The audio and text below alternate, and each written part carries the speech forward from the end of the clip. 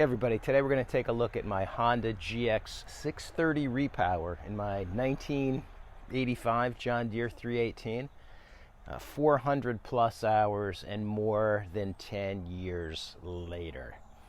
Let's take a look under the hood and see what's going on. Alright guys, so here's my machine. As you can see, it's no trailer queen. I've had it for quite a while. It's an 85 or an 86, I don't remember what year, and I use it. And I was just getting ready to do some mowing today, and after an oil change yesterday, I figured this is a good time to do a retrospective video. So when we open up my hood, tucked in there is the Honda GX630 that I got from the company, THE company, the Tom Hassenfritz Equipment Co. And I bought that in 2011. I'm going to take the side panel off so you can see just how tightly it's tucked in there. But I haven't had any problems whatsoever with this engine. Now, I'm going to be honest. Some people would say I'm a little bit biased. And I probably am, because when you look in my shop, there's more than a couple of Hondas. Lifelong Honda fan. But when it came time to replace the Onan, I said to myself, Honda's the way to go. So let's talk about the good, the bad, if there is any, and what I think 11 years later. All right, so first things first. As you can see, it is a snug fit in there. There's really not a lot of room for anything. If we take off the engine panel, which of course I've already loosened, and take a look, it fits right in there. Now 10 years later, no oil leaks whatsoever. I changed the oil yesterday, so you might see a little bit of residual there. One thing I want to note is when I put it in, I also changed the valve cover. So this is the valve cover that normally has an oil filter opening, and with that on there, and I'm going to show you that in a second, you can't close the hood. I didn't want to change my sheet metal, so I bought this blank cover, and when I need to change the oil, I swap that. Let's take a look at that. Okay, here's the regular valve cover, and here's my oil change valve cover. So basically, after I drain the oil, remove the filter, and get everything back together, I pop this off, I pop this one on there. It allows me to easily fill the engine, and then I take it back off again. Inconvenient, yes, but it keeps the original look of the tractor. I didn't have to cut the sheet metal, and I really don't mind doing it. So one minor challenge is the location of the oil drain bolt. It's a little hard to get at. None of these holes line up, so you can't get straight in there with the socket. And the big problem, and it's not really a problem, is that the oil drains all over the place. It's not easy to get a funnel in there and catch it. Could I have done something about it ahead of time? Maybe cut out some of that mounting plate and weld in a little channel for the oil to flow? Yeah, but not worth doing.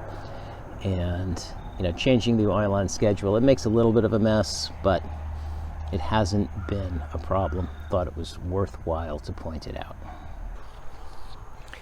Now, having to switch that valve cover to add oil would be a pain in the neck, except I don't have to do that.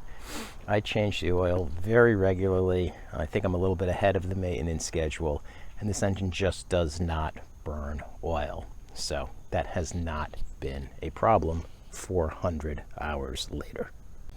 All right, taking a look, you can see the muffler that came with the kit. This is a fabricated muffler. I'm sure they make it specifically for this.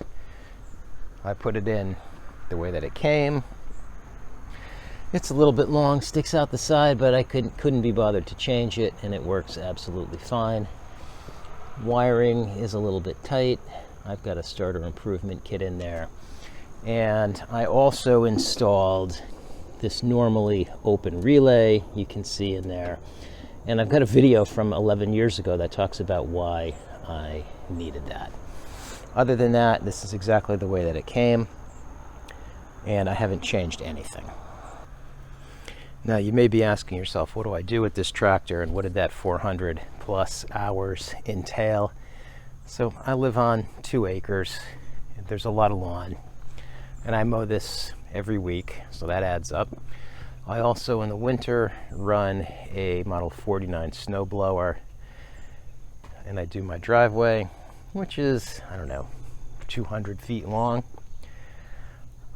In addition to that, I run a power flow bagger in the fall to clean up my leaves.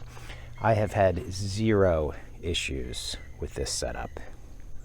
Now, one thing I've noticed when the engine is cold, it doesn't fire right up. I have to crank it typically, 2 or 3 times for a couple of seconds before it fires. Here we are reasonably warm.